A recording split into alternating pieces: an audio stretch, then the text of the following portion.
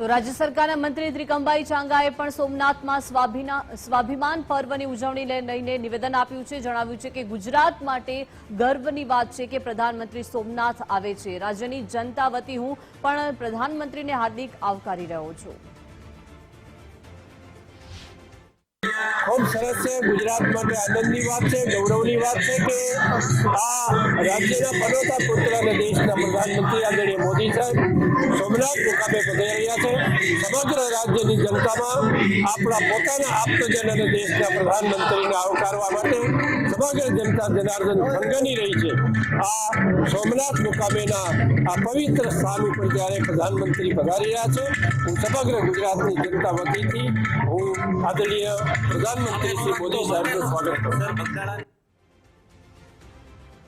तो सोमनाथમાં સ્વાભિમાન પર્વની અત્યારે ધામધૂમથી ઉજવણી થઈ રહી છે અને તમામ જે આ સ્વાભિમાન પર્વ છે તે ગુજરાત માટે ગર્વની વાત છે તેવું ત્રિકમભાઈ ચાંગાએ નિવેદન આપ્યું।